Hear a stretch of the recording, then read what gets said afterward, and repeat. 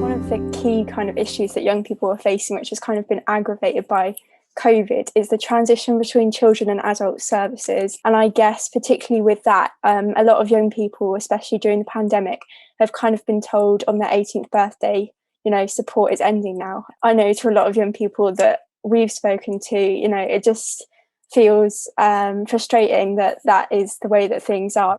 I mean, one of the main things that we've been focusing on in Lancashire has been at the isolation. We've had a lot of things about the isolation and stuff because we're already isolated as it is, and then being put into a lockdown and things, and still carrying on into going out of a lockdown back into a new lockdown. Mental health is a big thing, and I think people have started to sympathise. Young people, I think they've started to sympathise with young people and students a little bit more because they obviously were the people that are raising these issues. So support from the foundation was hugely well timed for us and allowing us to deal with the initial rise in demand that we had. So when we went into lockdown, we saw a lot more rise in young people contacting us around domestic violence, where they had family relationships which they were struggling with, or relationships in the home which they were struggling with. Lots of academic concerns, lots of loneliness was a really big factor that kept coming through. Young people feeling completely disconnected from other young people, and the difficulties of that. All of it driving poor mental health. So, I mean, you talked about being almost surprised that, not having that face-to-face actually is really affecting you, whereas you thought social media might be enough, previously. Can you just talk about that a little bit and the impact it's had? Having been publicly open about my mental health, people around me do start to talk about it more. But I definitely think for themselves, there's a lot of people who aren't likely to reach out purely because they don't want to burden other people or feel like they're burdening other people. As they came out of lockdown, we saw the return of some of the more traditional issues. So things like bullying and actually suicidal behaviour kind of went down in lockdown. But as young people came out again, went back into their school environments, actually some of those traditional things returned, which was quite unusual. You're noticing people are talking more between friends about it?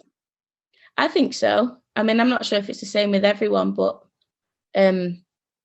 it's definitely something that we're all, you realise that everyone struggles. Our research suggests that about a quarter of young people who were getting some form of mental health support in the run-up to the pandemic could no longer access it by the summer. And that was sometimes because those services just weren't available. It was sometimes issues with access to technology, or just not wanting to have a counselling session when your parents are next door. Our parents' helpline has been busier than ever. There's been a 43% increase in the number of parents we've been able to support.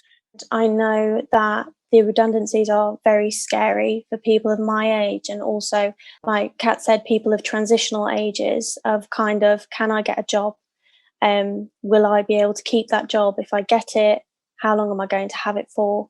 And I think that's very scary kind of going on from COVID and from lockdown. In the notes that you sent previously, it said you had a 334% increase in people reading about searching for jobs. So how do you all cater the organisations towards focusing on, the higher percentage of the requests that are coming in?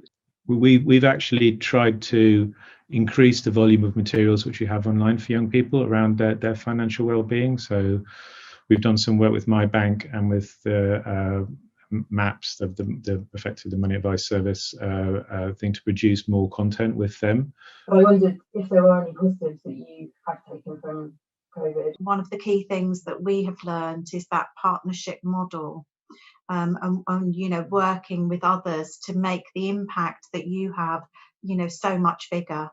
I agree with that. I think we've seen so much partnership working happening very, very quickly. I think our sector's done a really good job as to try to link together some of the breaks and the connections, and to try and leverage our services as much as we can for other people, whether it's be placing our service through our triage tool in other places, or building portals, or developing programs with other sector partners. While it's been done out of necessity, we've all improved our online services so much in the last few months and been able to reach more people that way, which has been so positive. And it has been great working in partnership across the sector. I'd also have a bit of a shout out for the young people. I think we've spoken a lot about the challenges which they're facing, but right from day one, we had young people coming forward of wanting to help, either in their local communities or to support their peers online. And that there's been a real wave of that, of young people wanting to get engaged. And I think we've got a bit of an opportunity here because young people haven't really been heard in this discussion. And actually, there's a big force of people here who want to make a difference. I'm going to hand back to Hugh in a second, but just really to say thank you from my perspective. That's been hugely insightful, and just really to echo Hugh's comments at the outset that, you know, we're very proud to be associated with the work you're doing. You know, it's phenomenal. It's been a fascinating hour, and I'm just sad not to be able to see and to meet you all face to face. It really is admirable, the work you're doing. Again, just feel incredibly proud to be able to help. And also, it's highlighted to me the importance of the younger generation's voice actually being heard.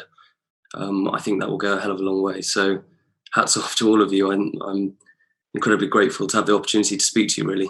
And I do hope we can get out the back of lockdown and the back of COVID with our heads held high, knowing that we've all done a good job looking back at this period of time. So many thanks.